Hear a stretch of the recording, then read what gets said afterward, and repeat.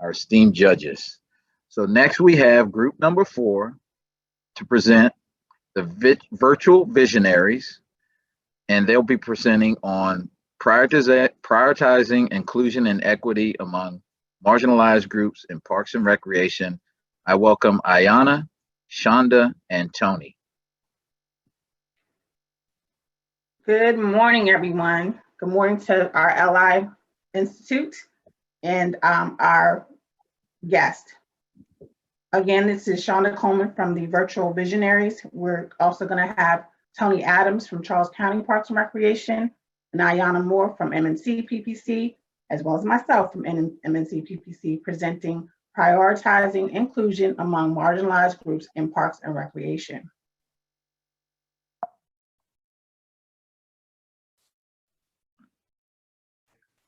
The American Dream.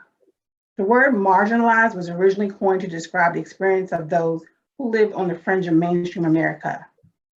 That term has been since expanded into a longer list of populations such as the LGBT community, minorities, and senior citizens.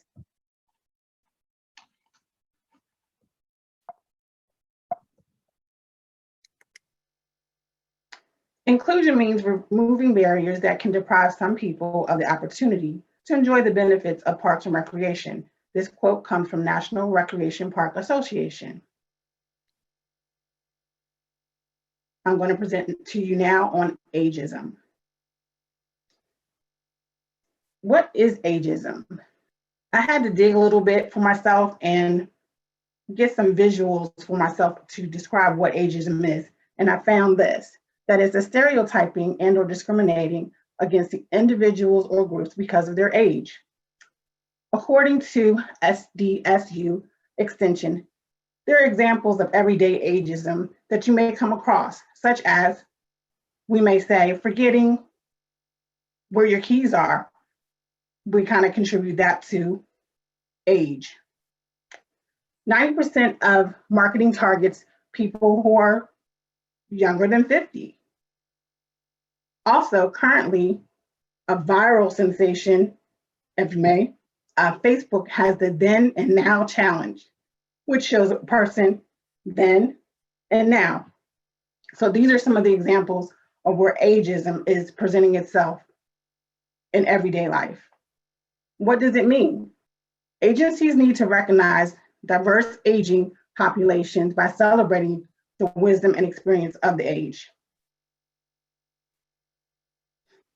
Age demographics in Maryland in 2018 from the census show a 60 and better population at 1.3 million. How do we provide opportunities for older patrons? More than 9 in 10 parks and recreation agencies report that they offer facilities and activities and programming that can cater to older adults. Some of those adults have challenges. For example, lack of access to transportation and lack of access to technology. Most of the older population prefer to communicate through flyers or by phone. As you can see, older patrons preferably like to participate in exercise classes. Field trips, tours, and vacations are another highlight that they like to have. Arts and crafts, volunteer opportunities, special events, route walks, and opportunities within parks and recreation, such as volunteering. And of course, they like to get paid if there is that opportunity to do so.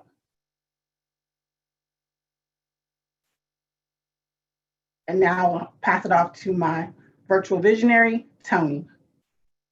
Hi everyone, I'm Toni Adams, and today I'm going to be speaking with you about low income and how Parks and Recreation is helping our communities with this.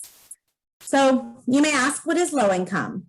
I took the time to do a study, a little poll on my Facebook page, just to get an idea of what people thought about low income when they saw the words. Some of the feedback I got was stressed, frustration, poverty, living paycheck to paycheck, unable to provide for your family, feeling as if you need to choose a bill over feeding your family, government assistance, and the list went on and on and on. So I did a little bit more of my exploring into the definition of low income, and I looked on freedictionary.com, and I found a pretty good summarization of what low income is, and I'm going to go ahead and share that with you. So it's describing persons who earn less or at not least significantly more than the poverty level. Low income persons have less disposable income than others and may sometimes struggle to pay their bills. Low income persons often have low job security and strongly correlated with low education levels. Some low income persons may qualify for government assistance, but many do not because they earn too much, but not enough to live comfortably. So what does all this mean? This means low income means you have less disposable income. And if you have less disposable income, you have less monies to spend on extracurricular activities that we provide here in Parks and Recreation for your family or yourself. So remember that as I move on to the income demographics for Maryland. So you'll notice this chart here is based in 2018. Unfortunately, I could not find an updated graph. But as of 2018, Data USA is saying that Maryland's median income for the state was $83,242. Depending on how many dependents you have, that could be a good income. It also is showing us that nearly 10% of our population in Maryland still lives at the poverty level. So with that said, I also did some digging and saw another USA Today poll that said Maryland in 2018 was ranked #1 for the richest state. So pretty interesting little fun fact there to throw in about Maryland, but it's also a little disheartening to see that we still are living 10% of our population, which has probably increased since COVID, at the poverty line.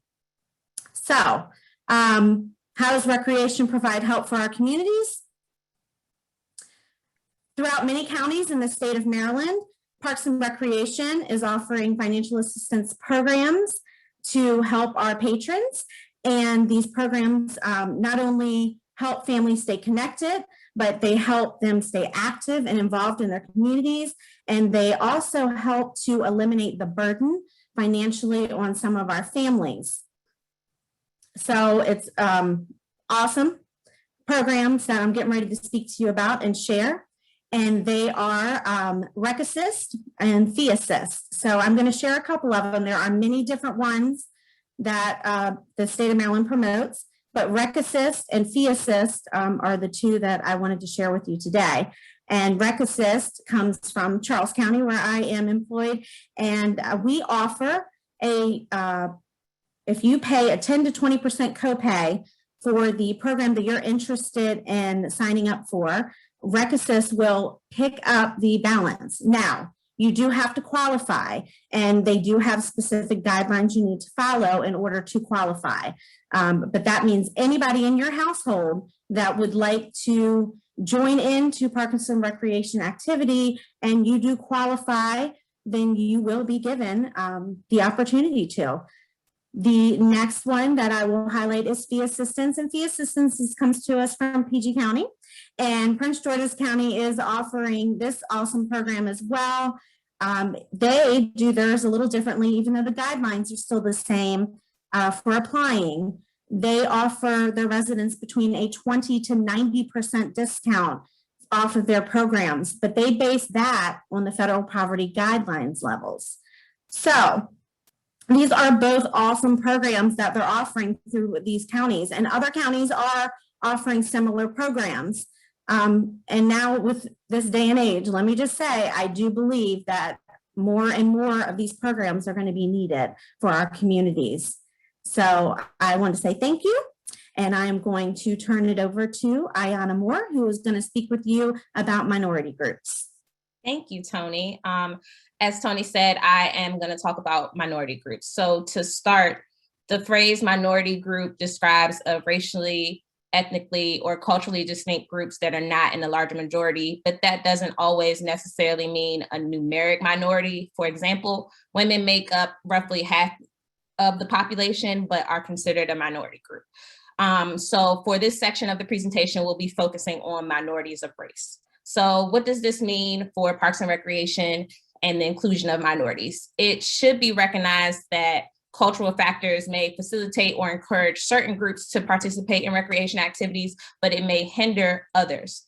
To better understand the intersection of racism, policy, and access, one can argue, or I can argue, I guess, that recreational activities in general have traditionally been for white communities. It's only been a little over 50 years. I think it's about 56 years since the passing of 1964 Civil Rights Act, which granted permission for Black communities to enter public spaces like national and state parks, spaces that they have originally been banned from. And then even more recent, as of June of last year, if you remember, when Amy Cooper, a white woman, wrongfully called the police on a Black bird watcher, Christian Cooper, in Central Park. So Parks and Recreation agencies need to understand the fundamental principles of the history of inaccessibility, like where we've come from, and the principles of inclusion in order to better meet the programming needs of their diverse communities.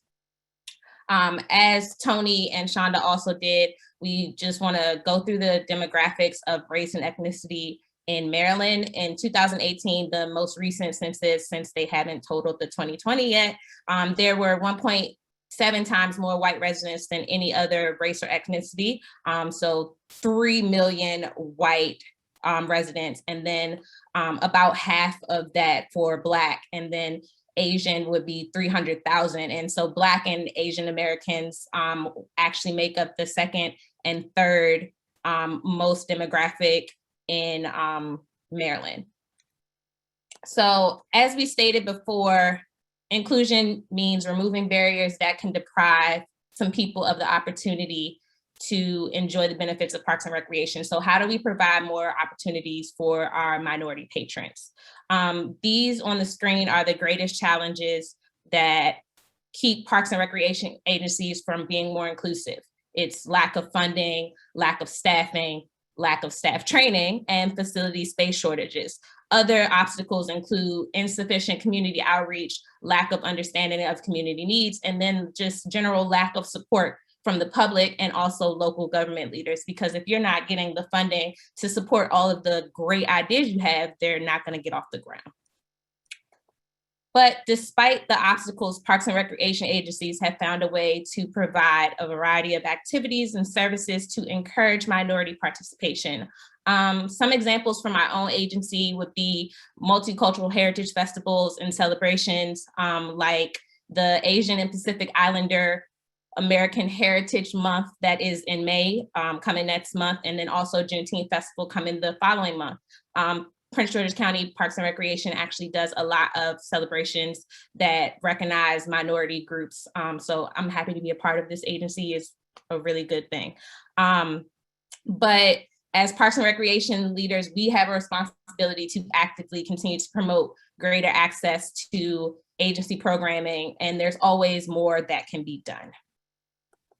So to answer the call of inclusion in Parks and Recreation in 2017, September of 2017, NRPA launched Parks for Inclusion.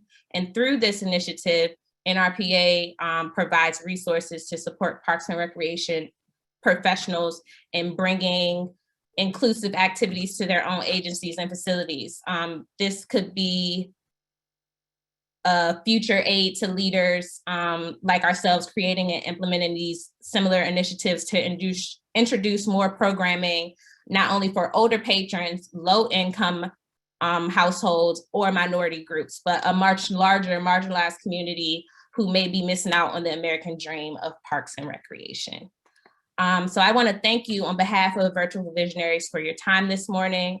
We've enjoyed this presentation, all of the presentations as well. It was a great thing to go last and finish up the morning for you. We will now open the floor for questions.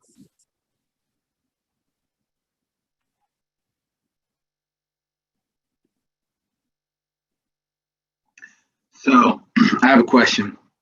So I know as being part of the marginalized group growing up back way long time ago when I was growing up, we mostly had, only participated in mostly like football, baseball, basketball, whereas my kids now, they went dog sledding, they go skiing. What kind of